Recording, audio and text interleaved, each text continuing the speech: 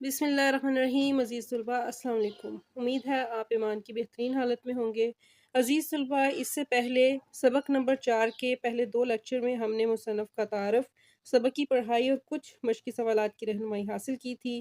آج سبق کے باقی سوالات کی رہنمائی حاصل کرتے ہیں۔ گرامر میں ہمارے پاس مضمون لکھنا ہے کہ مضمون کیسے لکھا جاتا ہے۔ مضمون نثر کی ایک ایسی قسم ہے جس میں کسی بھی موضوع پر اظہار خیال کیا جا سکتا ہے۔ مضمون میں یہ دیکھا جاتا ہے کہ جس موضوع پر آپ لکھ رہے ہیں اس کے بارے میں آپ کتنی معلومات رکھتے ہیں اور اپنے خیالات کا اظہار کس طرح کرتے ہیں۔ یاد رکھیے، ہر مضمون ہمیشہ 3 حصوں پر مشتمل ہوتا ہے: ابتدائیہ، نفس مضمون اور اختتامیہ۔ ابتدائیہ موضوع کے انتخاب کے بعد مضمون کی ابتدا میں موضوع کا تعارف لکھا جاتا ہے۔ ابتدائیہ نہایت جامع اور مختصر ہونا چاہیے اور ایسے دل نشین انداز میں لکھنا چاہیے کہ اس کے پڑھنے کے بعد قاری جو پڑھ رہا ہے نہ صرف نفس مضمون سے ایک حد تک آگاہ ہو جائے بلکہ وہ اپنے آپ کو آئندہ مضمون پڑھنے کے لیے بھی آمادہ پائے۔ نفس مضمون کیا ہے؟ یہ حصہ مضمون کی مرکزی حیثیت کا حامل ہوتا ہے۔ مضمون نگار کو چاہیے کہ وہ اپنے خیالات کو ایک خاص ترتیب کے مطابق پیراگرافوں میں تقسیم کر کے لکھے، مشکل الفاظ کے بجائے سادہ، عام فہم اور بول چال کی زبان لکھے۔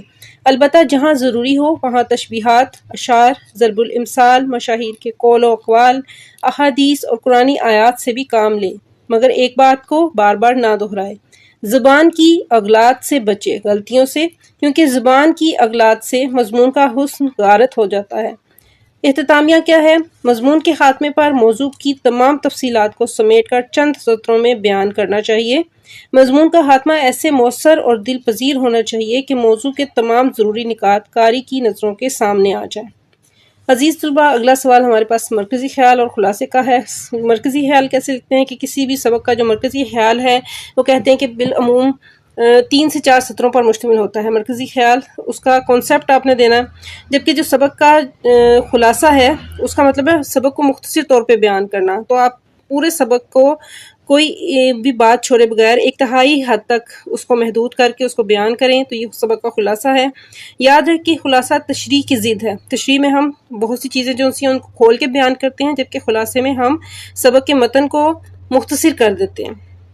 آئیے سبق کا خلاصہ دیکھتے ہیں۔ خلاصہ لکھتے وقت سب سے پہلے سبق کا عنوان، مصنف کا نام، ماخذ اور صنف سخن کے لحاظ سے یہ مضمون ہے۔ خلاصہ شروع کرتے ہیں۔ سر سید احمد خان اپنے مضمون اپنی مدد آپ میں برصغیر کے مسلمانوں کو اس مشہور مقولے سے کہ خدا ان کی مدد کرتا ہے جو اپنی مدد آپ کرتے ہیں تحریک پیدا کر رہے ہیں۔ ان کے خیال میں یہ مشہور کہی ہوئی بات ہے، اس میں بہت سی نسلوں، قوموں اور انسانوں کا تجربہ بھی شامل ہے۔ کسی بھی شخص کی ترقی کی بنیاد وہ جوش و جذبہ ہے جو اس میں اپنی مدد آپ کر کے کامیابی حاصل کرتا ہے۔ اگر یہ جوش و جذبہ قوم کے ہر شخص میں پایا جائے تو پوری قوم اجتماعی ترقی حاصل کرتی ہے، جبکہ کسی دوسرے گروہ یا قوم کو اس قوم کی ترقی کی ذمہ داری دی جائے تو جوش و جذبے میں وہ شدت نہیں ہوگی، نتیجتاً ترقی کی رفتار میں بھی خاطر خواہ اضافہ نہ ہوگا اور ایک قوم دوسری قوم پر انحصار کرنے کی وجہ سے اپنی عزت و وقار کھو دے گی۔ انسان جس قدر دوسروں پر بھروسہ کرتے ہیں اسی قدر بے مددگار اور بے عزت ہوتے جاتے ہیں۔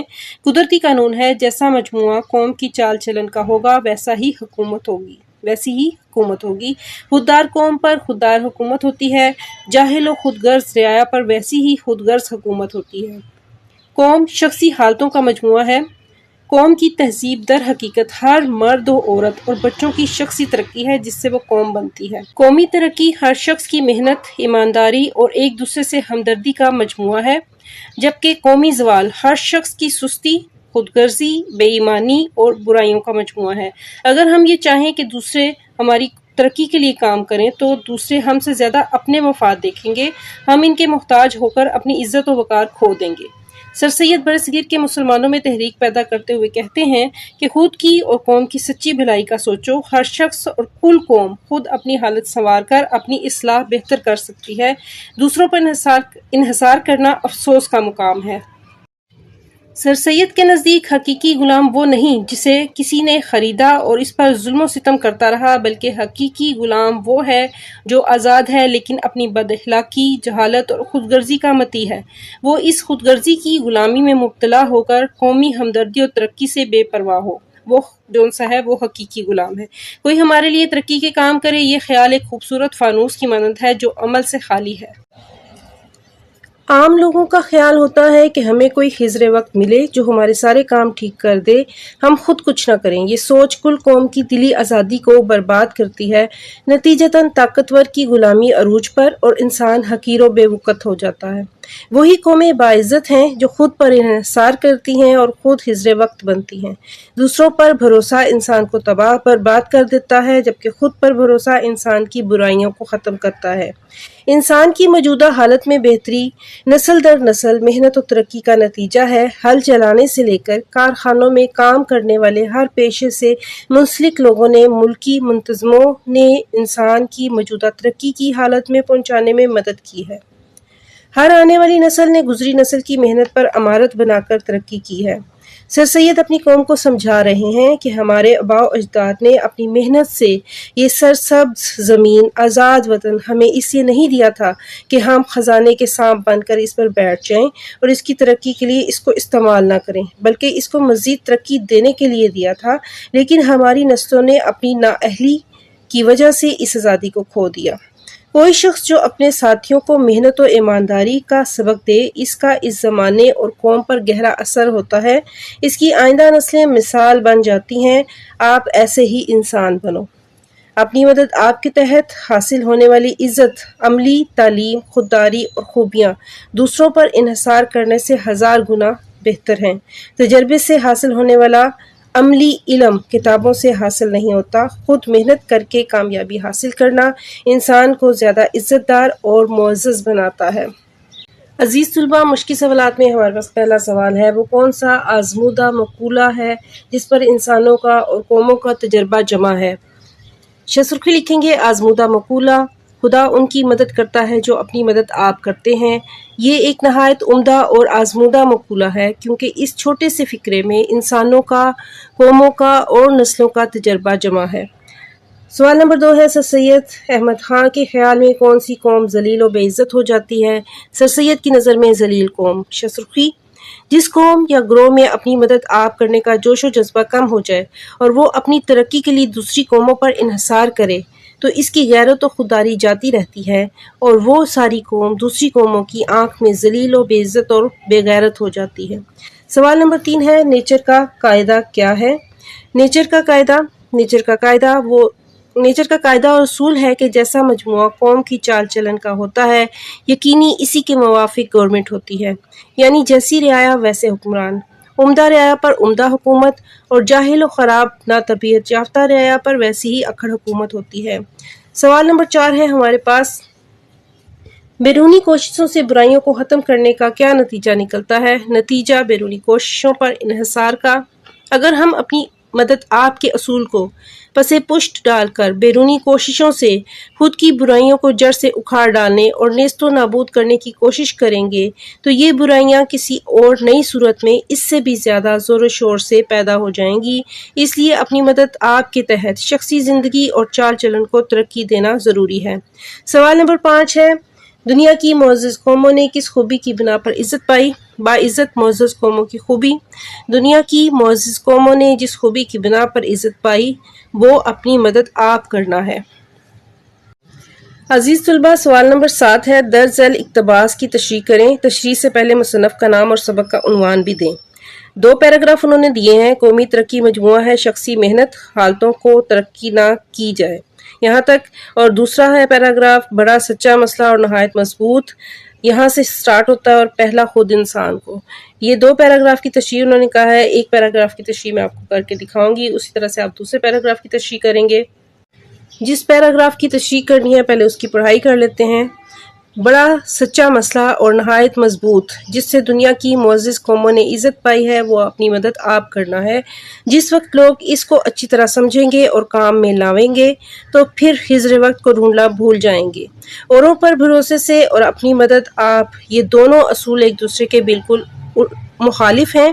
پچھلا انسان کی بدیوں کو برباد کرتا ہے اور پہلا خود انسان کو۔ یہ پیراگراف ہے۔ کسی بھی پیراگراف کی تشریح اس کی 1/3 ہوتی ہے کہ آپ نے اس کو 3 گنا کرنا ہے۔ آئیے تشریح کی طرف آتے ہیں۔ प्रेजेंटेशन इसी तरह से है। इक्तबास आप लिखेंगे, शसुर्खी, बड़ा सच्चा मसला और नहायत मजबूत। पहला, खुद इंसान को हवाला मतन देंगे। सबक का उन्वान, अपनी मदद आप। मुसन्नफ का नाम, सर सैयद अहमद खां। सिनफ सुखन के लिहाज से ये मजमून है सर सैयद का, और इसको लिया गया है, माखिज है मकालात सर सैयद की जिल्द नंबर 5 से। मुश्किल अल्फाज के हैं, सच्चा मसला, पूछने की बात, मोअज़्ज़िज़, इज़्ज़तदार, भरोसे, एतमाद, यकीन, मुखालिफ, उल्ट, बर्बाद, तबाह। तशरीह की तरफ आते हैं। तशरीह तलब इक्तबास, सर सैयद अहमद खां की तसनीफ, मकालात सर सैयद जिल्द 5 के मज़ामीन के मजमून अपनी मदद आप से लिया गया है। सर सैयद अहमद खां के मज़ामीन मुसलमानों के इस्लाह अहवाल और तहजीब व तरक्की के अक्कास हैं।